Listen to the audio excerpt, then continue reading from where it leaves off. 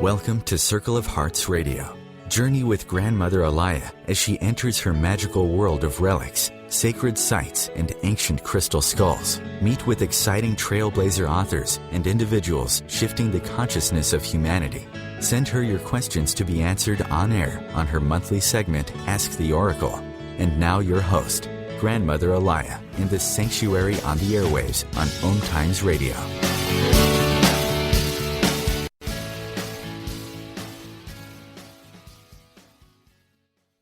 All of you, and welcome to the sanctuary. I'm Alaya. Now, today we have a lot to talk about and listen about, and I want you to first get a pencil and paper to be able to jot down some information, which is really important because if you're interested in the subject of both NDEs and the children, and next week we're going to have P.M.H with us to discuss the children of the new millennium. But her ideas, and she's an experiencer herself, and she'll go into more about the terminology, are opening doors. When I had my own experience, per se, I was looking for answers. And you find many, many wonderful journeys out there. But what P.M.H does, she opens it up even further. She talks about the children and their near-death experience. And which opens the door further to pre-birth, etc., etc. And this is all in her books. So I don't want to waste any more time. I'd like to introduce you to P.M.H. Atwater. Hi, how are you? Well, I'm fine. It's a privilege to be here. Like I said, just to start off, because your definition or perception of near death and the words experiencers is different than what's normally put out there. You see it as like a spiritual shift or difference in perception happening. I mean, even though sometimes the body has died, it's more complicated. I really like you to explain it because I'm going to mess it up. Well, remember that I'm one of the original researchers in the field. I'm a field worker. So I'm not one of these people that goes around talking about my own experience, although I did die 3 times in 3 months in 1977. You know, I look back at it and I call it the heavenly sledgehammer effect. You know, Yeah. 3 times in 3 months, I mean, go figure. And did it turn me around? Boy, did it ever turn me around. So, but I was told in my 3rd near-death experience to do the research. And that's why I'm a researcher. Nobody in their right mind would do this kind of pioneering work in a pioneering field. I mean, it's crazy. But, you know, I agree. I was told to do it. I agreed to do it. And I've been doing it ever since. I began my work in 1978. And my mentor was Elizabeth Kubler-Ross. It was not Raymond Moody. I'd never heard of Raymond Moody. Never heard of his book or anything like that. So I'm the only one we know of out there who did her work without knowing anything about the classical model, Raymond Moody, or his work at all. Certainly had never read Life After Life. So you get some of what I found agrees with him, and some of it does not. But I went deeper. He didn't go that deep. I did. And there's a lot of them out there who have done incredible work. Dr. Peter Fennick in England, and Tim Van Lommel in Holland, Bruce Grayson and Sam Parnia in the United States. And then I have to say me, because I may not be a surgeon. I may not be a PhD. I just have a little LHD. I got my doctorate in the letters of the humanities. But I'm the only one out there that dug deep and went back and to the families and said, you know, what is your feeling? What is your opinion about this individual? Did you notice anything? You remember, I'm a cop's kid. I was raised in a police station, so I never use loaded terms. Everything is open-ended. And so, I'll just sort of gallop on from there because to date, my research base is nearly 4,000 adult and child near-death experiencers. Now, in my work with children, I think it's only fair and proper to say that mine is really mixed. It's 60% white, 23% Latino, 12% black, 5% Asian, and most of them is just white. Very seldom do you get the other races involved, and of course 12% black. I think that's pretty good. Mm-hmm. So we're looking here now today on the child experience. Let's be very clear on near-death experiences. Let's know what we're talking about. A near-death experience is an intense awareness, sense, or experience of otherworldliness, whether pleasant or unpleasant, that happens to people who are at the edge of death. Now, not all of them die, but they're at the edge of death. Some of them do die. It is of such magnitude that experiencers are deeply affected, and many to the point of making significant changes in their lives afterward. It's almost as if you become another person. Mm-hmm. And what's consistently found scientifically, see, we're laying groundwork here. What I find consistently, the person is without vital signs. Now, I'm giving you averages here. The person without vital signs, that's no breath, no brainwave monitoring, no heart beating. I mean, no vital signs. The average is from 5 to 20 minutes. No vital signs. Average, 5 to 20 minutes. Now, we know that, without breath, without oxygen, within about 3 to 4 minutes, you've got brain damage. Well, we do have a little bit of brain damage that we found in the field, but not that many. In fact, a signature feature of the near-death experience is not only do they come back with little or no brain damage, but they come back brain-enhanced. In other words, you come back smarter than you were before. You come back knowing more than you did before. So suddenly, the brain-mind complex is opened up, and the nervous system is opened up, and you're operating very differently. And so among the things they found when the person is dead, that is to say a corpse, they can still have out-of-body experiences. They're very complex. Many times seeing things, they're able to bring back that knowledge. We check on it. We find out it's absolutely true. Clear enhanced consciousness while you're dead, self-identity with emotions, cognition, thought perception, full use of faculties, and intact memory. So we're talking about people who suddenly have 360-degree vision. We're talking about the blind who can suddenly see, even if they were born blind, and they know colors, and they know the correct colors. They are able to see shapes and all kinds of things. So we're introduced very suddenly through this incredible event that happens sometimes in hospitals and surgery. We're faced with what they used to be faced with for thousands of years, someone who went through one of these experiences or something like it, and come back what the native elders call wise, the wise people. Mm-hmm. So suddenly we're getting this in the chemical modern world. And we're having to face it because we can no longer throw it to one side and say, oh, well, that's just Native American fantasy, or that's legend, or that's a myth, nothing to it.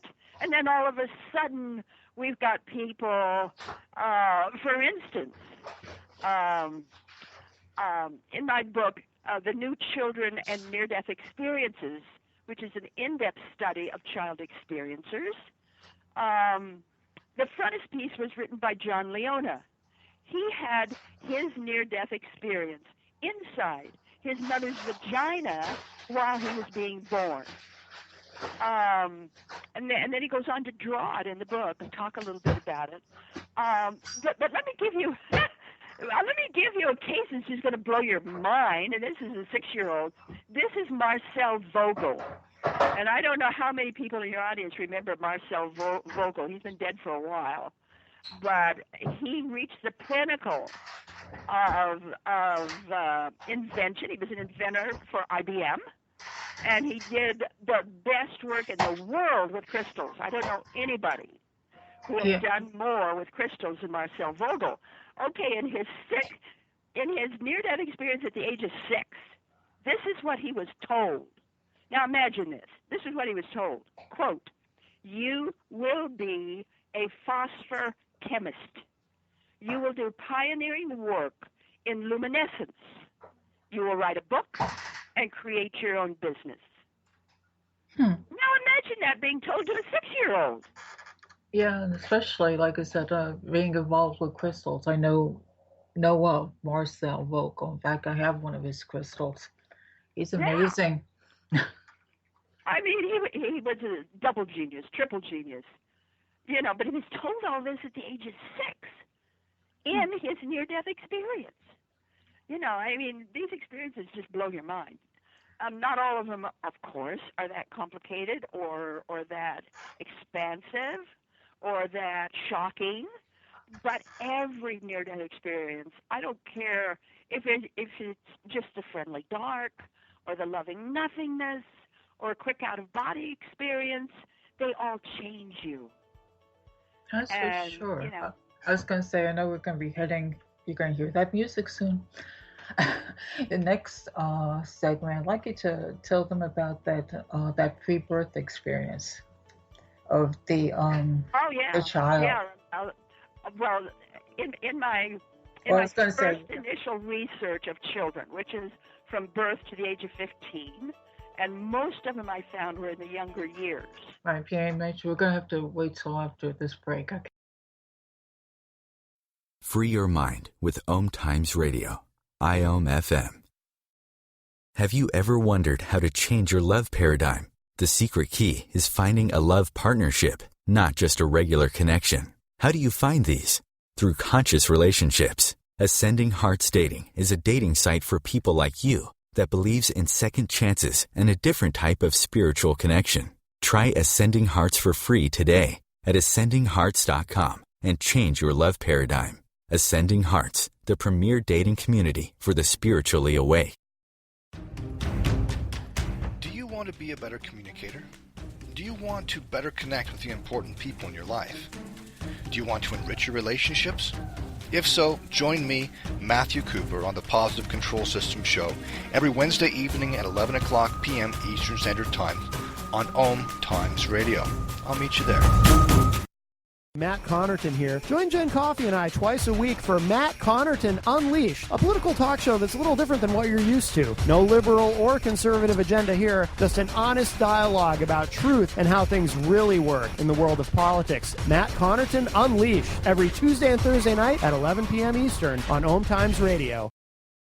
Host your show on IOM-FM, the radio network of OMTimes Media, one of the more recognized brand names in the conscious community, and is backed by the extensive marketing reach of OMTimes. Hosting a show on IOM-FM immediately connects you with our extensive dedicated community.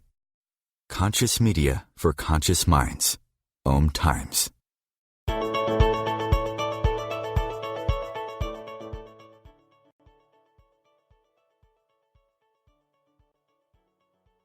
There's so much information to be discussed here, and we don't have enough time.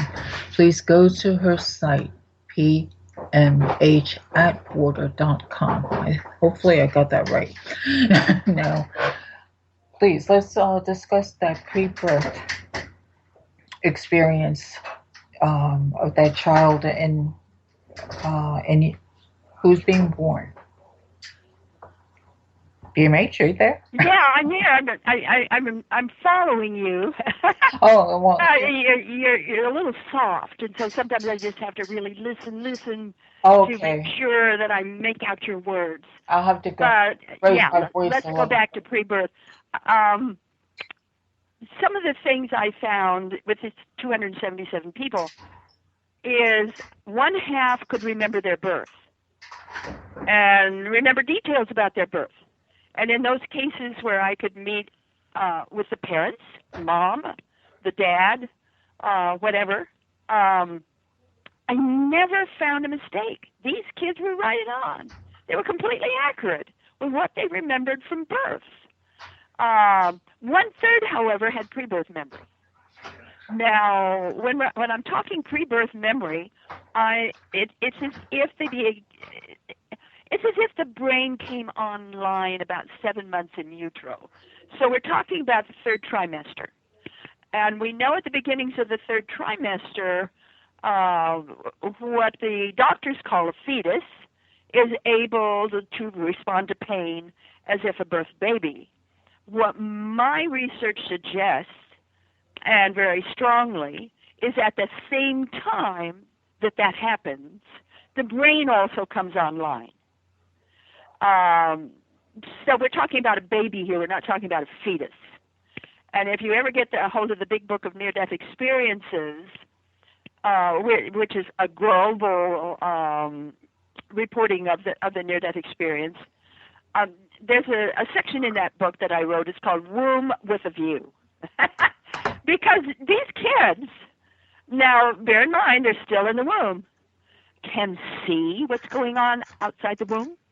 They can hear what's going on inside the womb. They can hear their mother's thoughts. This one case I had, the little child, the little girl, after she was born, once she was old enough to be proficient at language, she went up to her mother and she kept pulling at her mother's skirts. And she said, "Why? You tried to kill me when I in your tummy." And she just kept after her mother again and again and again. And finally her mother just broke down in tears because her mother had tried to abort her. Well, she had the thoughts of trying to abort her. She had a number of other children. They didn't have much money. And here comes another one. And so she was seriously considering abortion.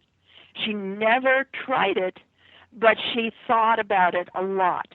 The child picked up the thoughts, and the child was born afraid of her mother, afraid that her mother would kill her.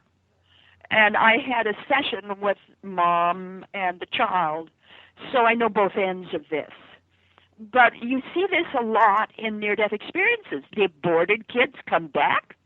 You know, I mean, you think you got an abortion, nothing to it. Guess what?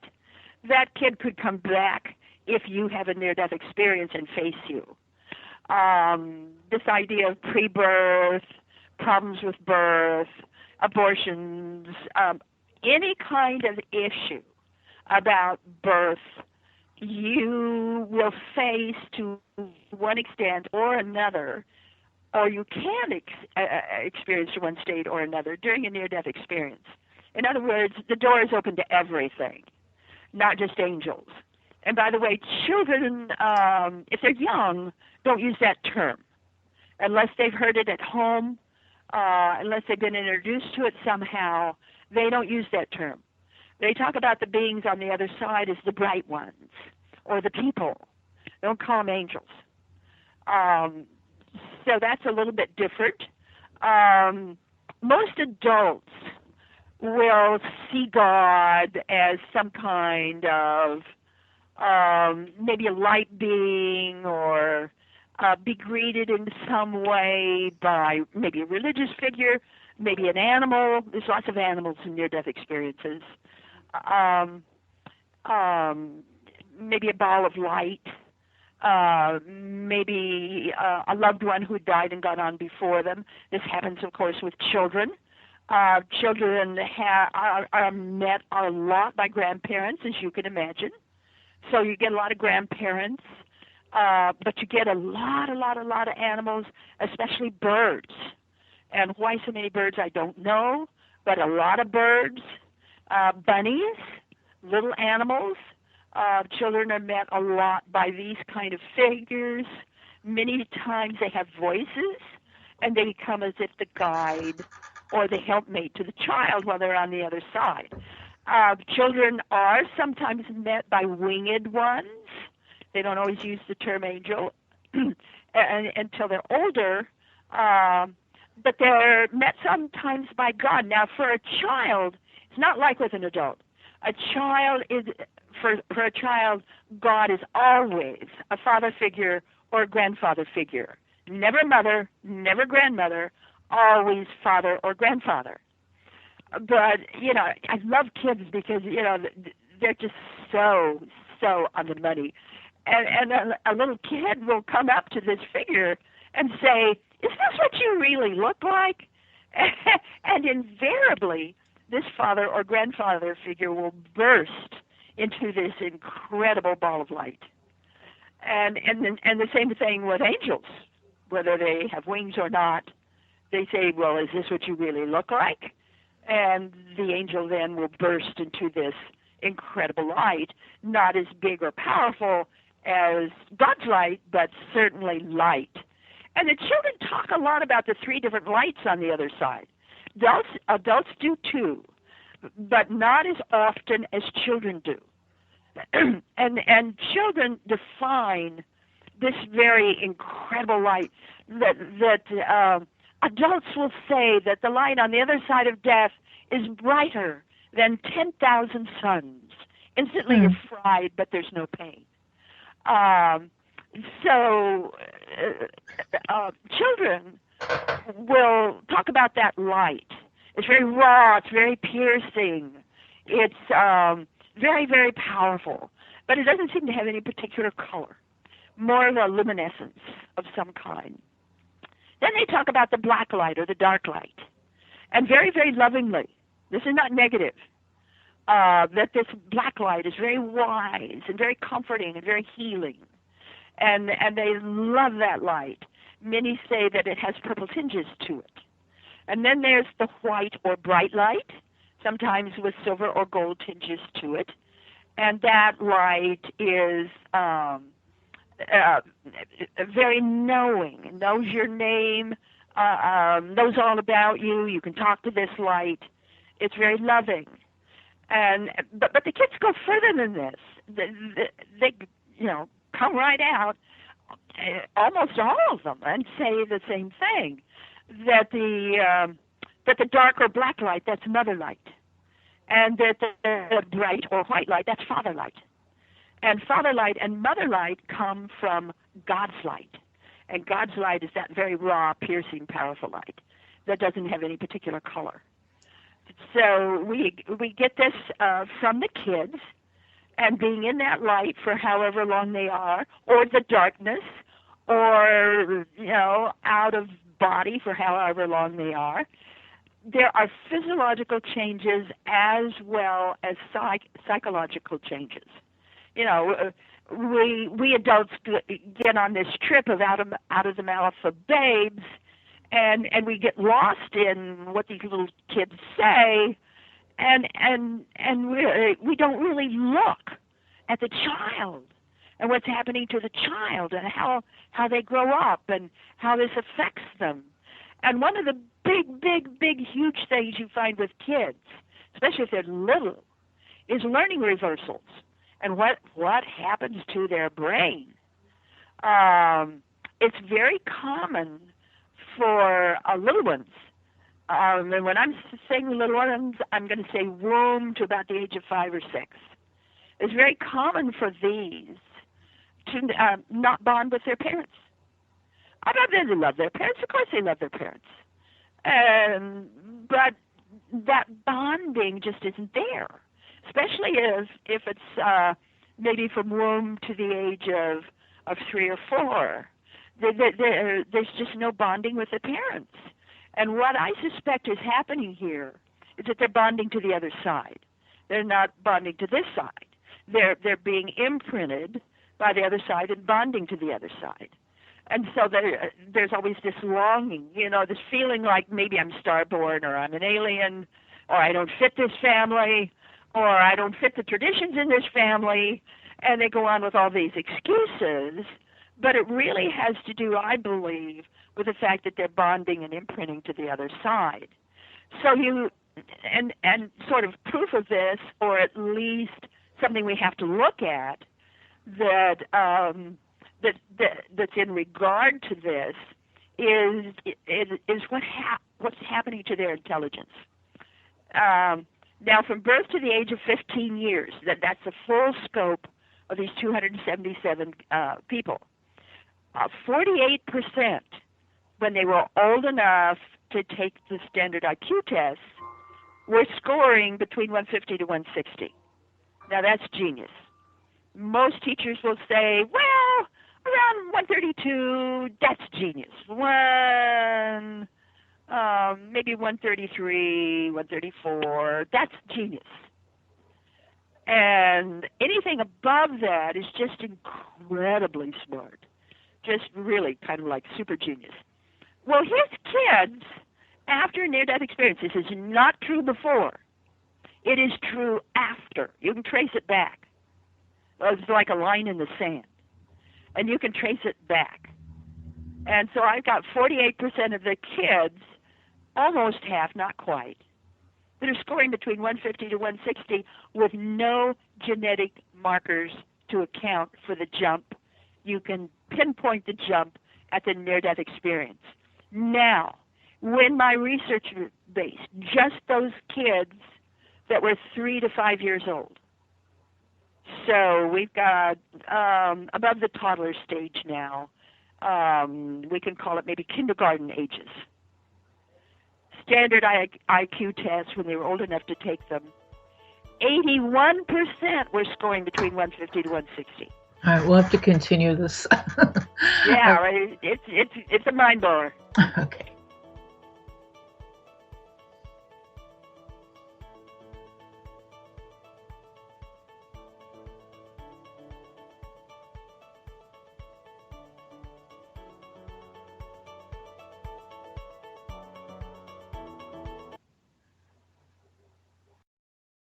Your conscious lifestyle on steroids.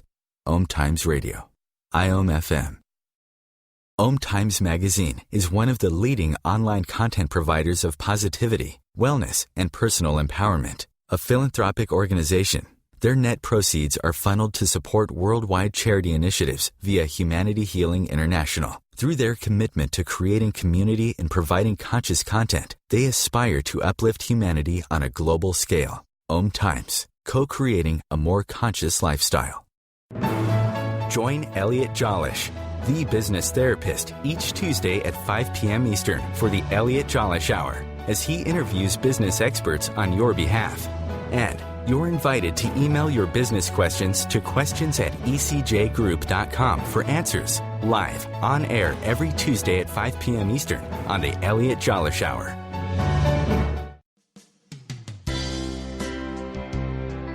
This is Terry Van Horn, and I want to invite you to join me for my weekly radio show, Healing Light, on OMTimes Radio every Wednesday at 6 p.m. Eastern Standard Time. On Healing Light, we want to bring love, light, and blessings into your world. You can find out more about us at www.healinglightonline.com. Blessings. Host your show on IOM-FM, the radio network of OMTimes Media, one of the more recognized brand names in the conscious community, and is backed by the extensive marketing reach of OMTimes. Hosting a show on IOM-FM immediately connects you with our extensive dedicated community. The cutting edge of conscious radio, OMTimes Radio, IOM-FM.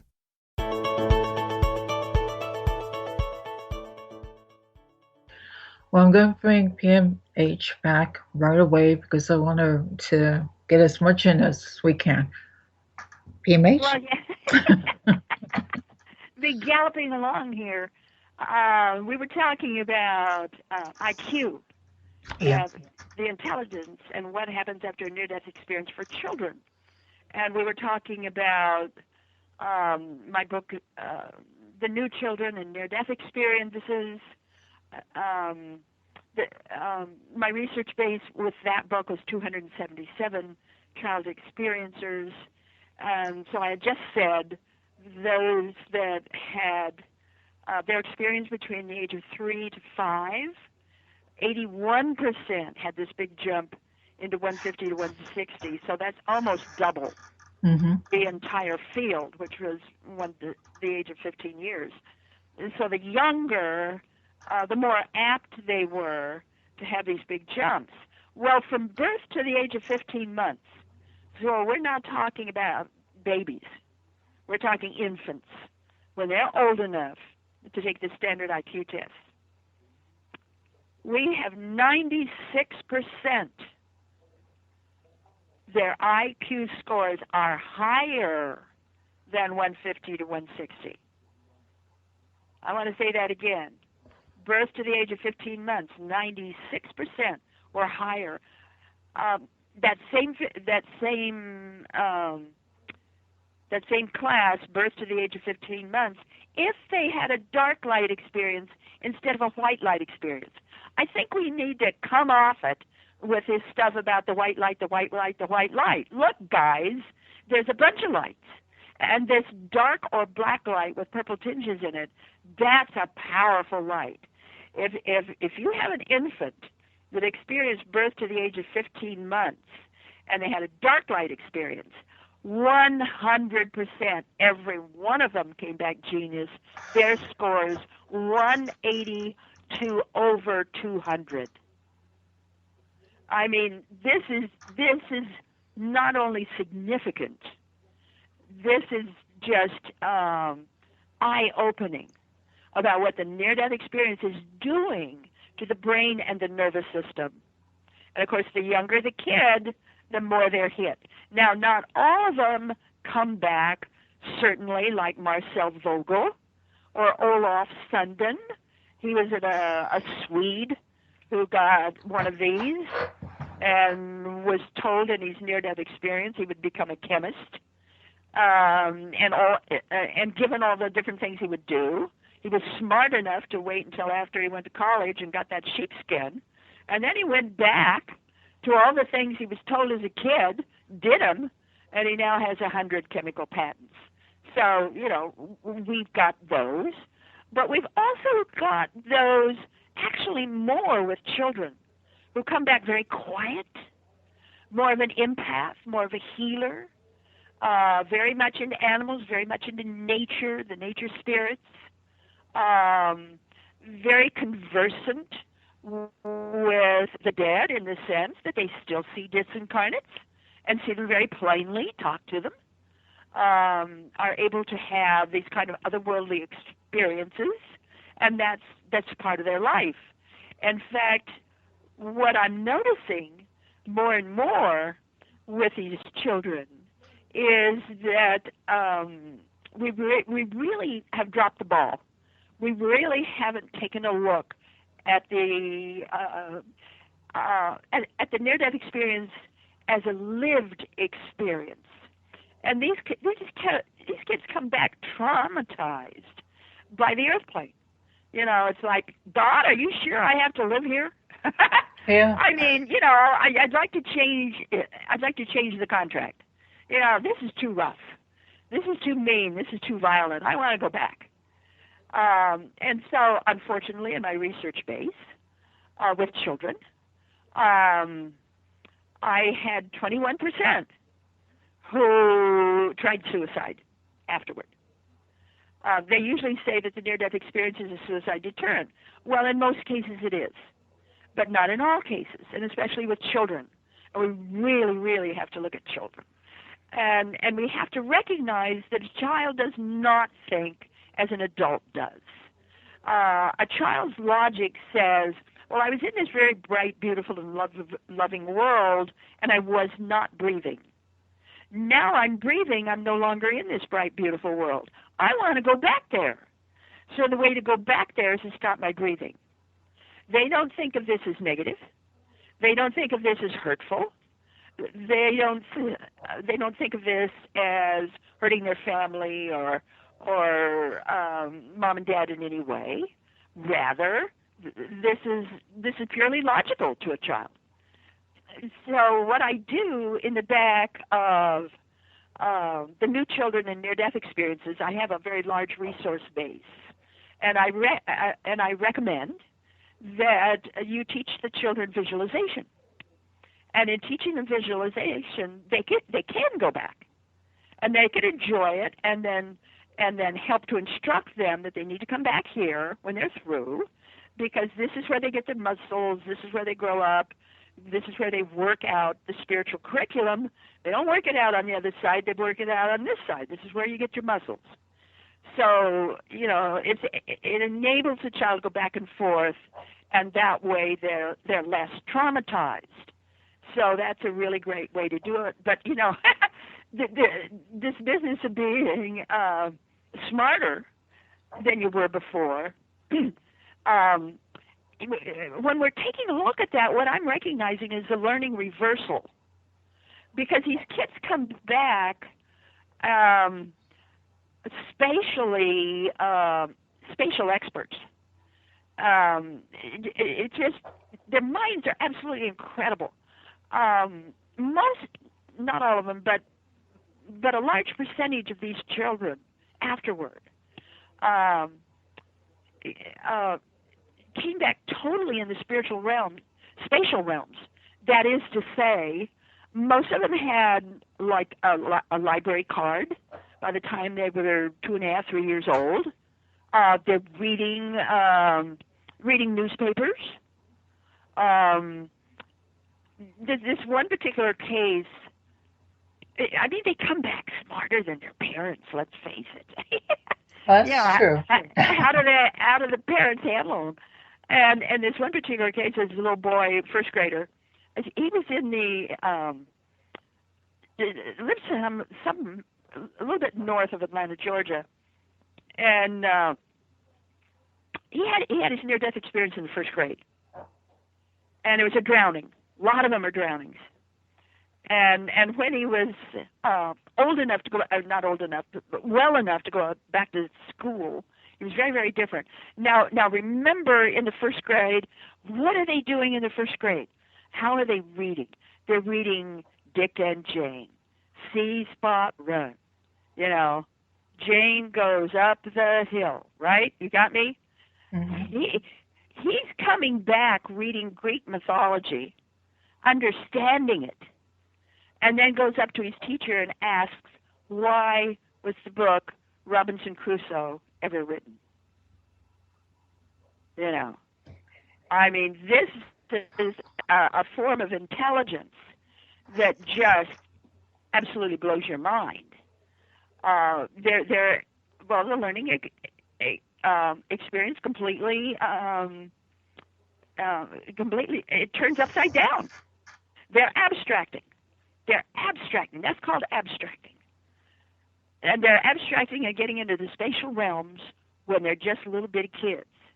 Now, not all of them do a lot with it, but it's confusing to the parents. It's confusing to the kid. I mean, why don't I fit the family? Why aren't I like the family? Why do I know more than mom and dad? I mean, these silly adults, they don't know anything. And it can really be problematic for these kids in school. But they do grow up with this sensitivity, this incredible sensitivity. This, I would say, is even above and beyond an adult.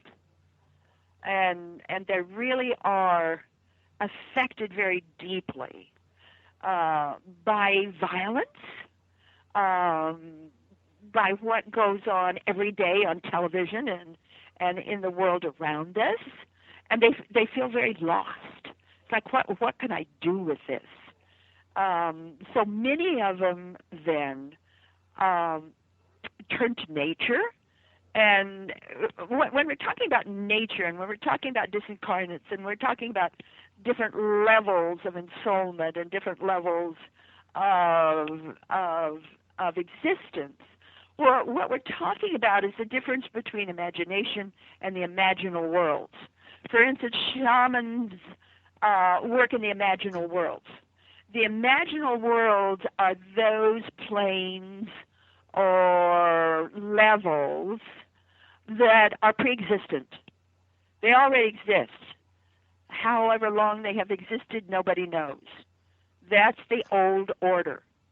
And whatever is there is really, really there. The people, the landscape, the animals, the furniture, whatever is in the imaginal realms is completely real. Imagination is different. We know we made it up. We know we created it. Imagination is something we do. The imaginal worlds come to us.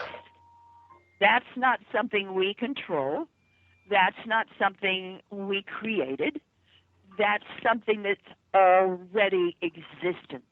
And that's where a lot of the old orders are from, when we're talking about the different kinds of beings that go in and out of rocks or hills or trees or this kind of thing. These are not just imaginary playmates. These are imaginal beings from the old world order, and that old order is still existent.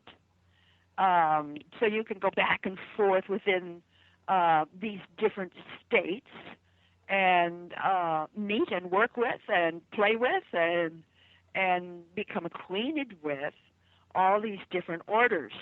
So we get a lot of that, certainly, with near-death cases. But I want to say right away, hello, attention, everybody. I'm back doing it again.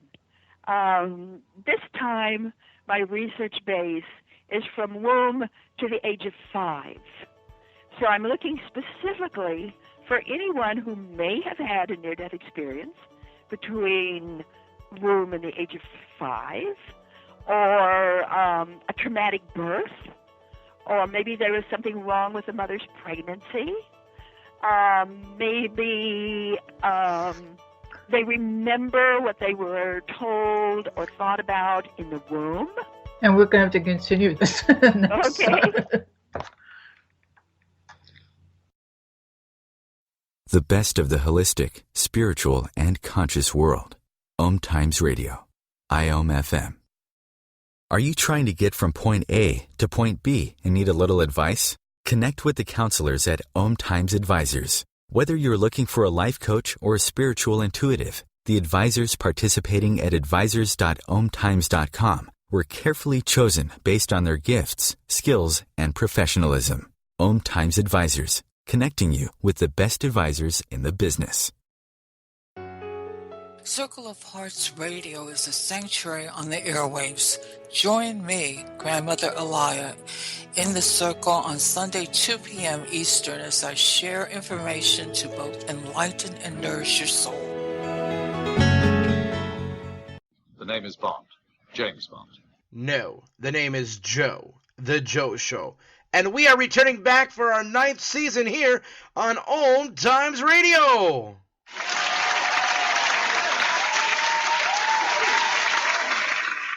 So tune in every Wednesday night, 9 p.m. Eastern, 6 p.m. Pacific, on OMTimes.com/mobile. You can take us wherever you go.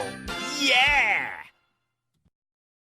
Being a radio host on IOM FM allows you to build your show on a rich platform with the power of the internet to fulfill your outreach goals and connect with a very specialized and global online audience, unlimited by time and distance. OMTimes Radio will provide you with web relevance, a recognizable conscious brand, and with the standard of excellence that has accompanied every single OMTimes endeavor. Host your show with OMTimes Radio Network. A conscious lifestyle for a mindful life. OMTimes Radio. IOM FM.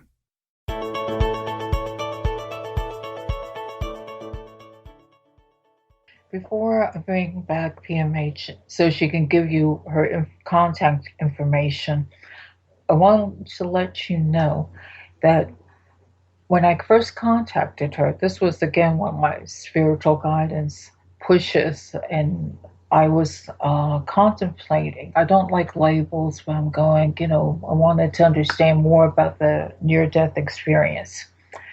And I was directed to her site. How I got there, I really don't know.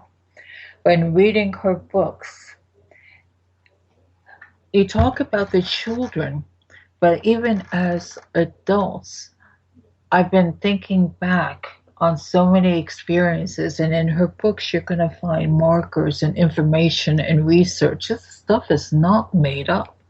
So the adults who have at times said, well, I don't fit in, I don't know why this is like this.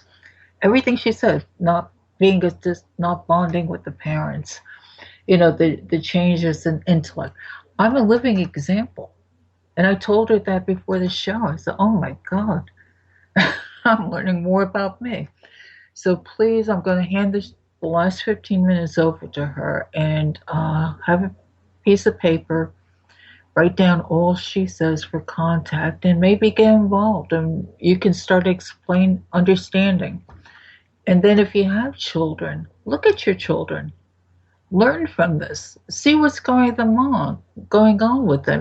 These are little soul beings. They're pure energy. They're telling you something. Just don't go away. I think we need to relearn how to relate to children. So having said that, P.M.H, I'm handing the last few minutes to you. Yeah, well, a little admission here. You might be one of them.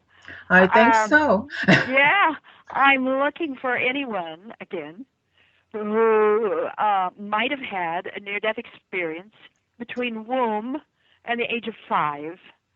So I'm going specifically for the little ones, the tiny ones. So we're talking here birth trauma, maybe problems with the mother's carriage, the pregnancy, maybe situations in the womb. We're talking about babyhood, toddlerhood, on up to almost the first grade, but not quite. So certainly nursery school and kindergarten, those particular years. So if you're in that area anywhere, please get on my website, www.P.M.H.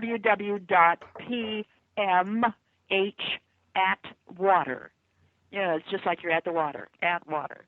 And my name really is P.M.H. I mean, it's just those 3 initials, P.M.H. So P.M.H.Atwater.com. Once you're in the homepage, right down just a little bit, is the call for volunteers. And you just, press that link, and it'll take you to the page.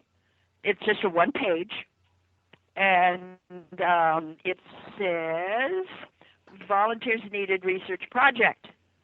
And it gives you certain things to look for in your life.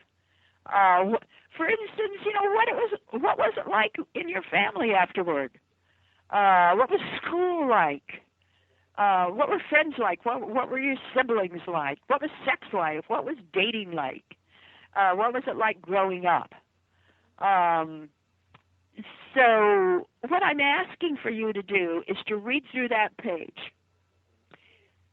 And if your memory just starts clicking and you think you fit, then download it and start writing, start typing. There is no limit on how many pages. And one guy sent me 40 pages. Can you imagine that? Wow. 2 women sent me 20 pages. It's like an open door. It's like finally they can talk. They've never been able to talk before. So some people, once they open that door to their memory and stuff starts coming back, and they make connections, and it's just like, oh, whoa, wait a minute here, that sounds like me. Then you want to start writing, and write whatever you want. I'm not going to tell you what to write. I can't. That would bias your story. I can't use biased language. I can only use what's there. were ever on drugs, ever on alcohol, ever attempt suicide, so forth and so on. Read through that. Download it. It says, I think, send this to either my email or send it to me in the actual mail. But it says there's a deadline like of March 11th. Forget the deadline. I'm holding this open till about the third week of June. I'm doing that because a fellow in Slovak, and it used to be Czechoslovakia, it's now Slovakia. He wants to run this by the people in his country. Then he needs a little more time. So I said I'd give him, until about the third week of June. And then, look, folks, I just got to have it.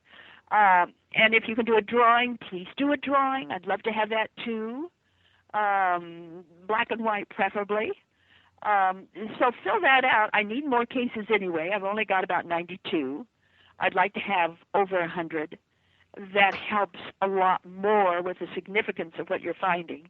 Fortunately, I can compare it with what was done before. But I really need that. While you're on my website, you might go over to that section called News, and it's a pull down, and then press Newsletter. And I do produce a free monthly newsletter. And I warn everybody, it's for the curious. So if you're curious, you might be interested in my newsletters. So sign up for it. They're free. There is an archive, so you can look up previous issues. So I'm very, very serious. I need more cases. Let me give you some of the markers. Usually a serious illness or accident between womb and the age of 5. They'll have a non-traditional attitude growing up.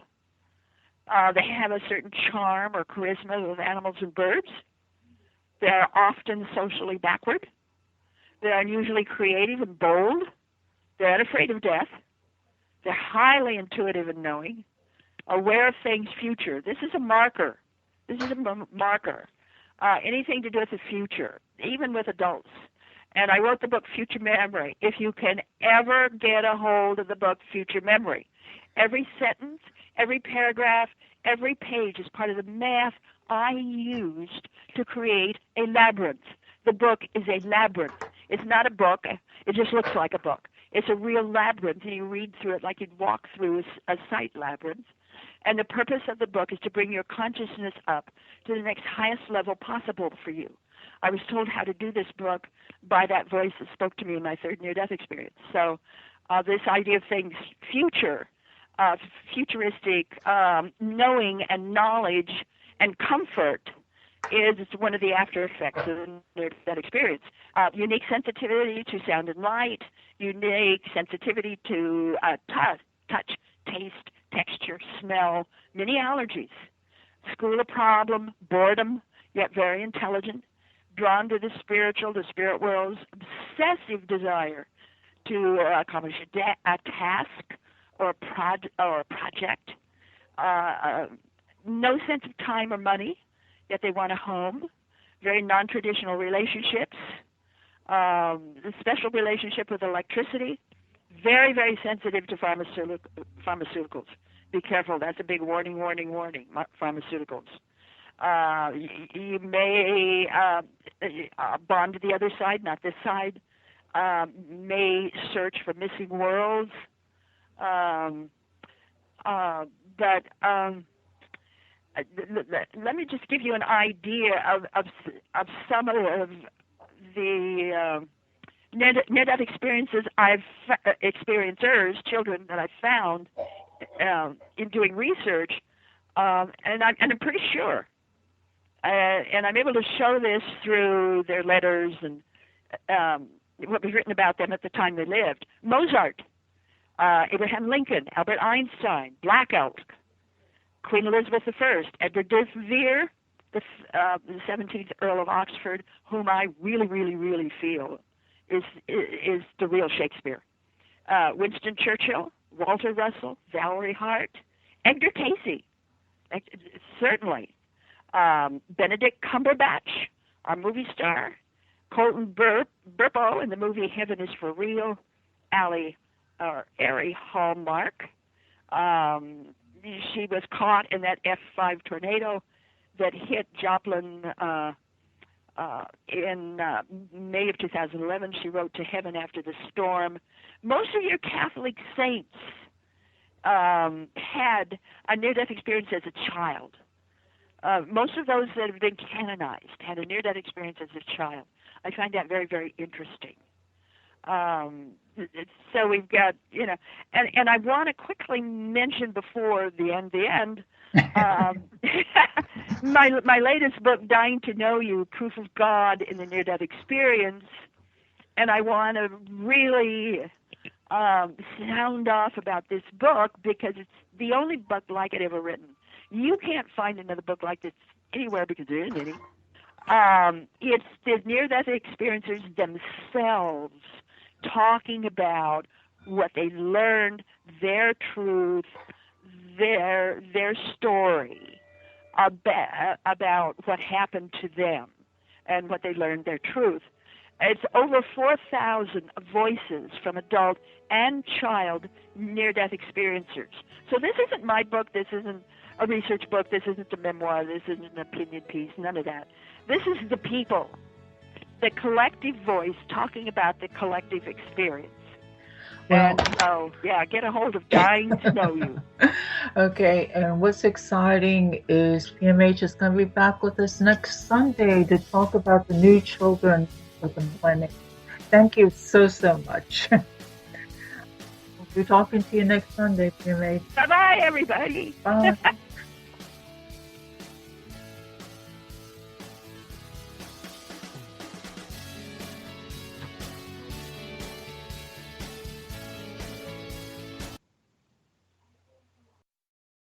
Your conscious connection to a more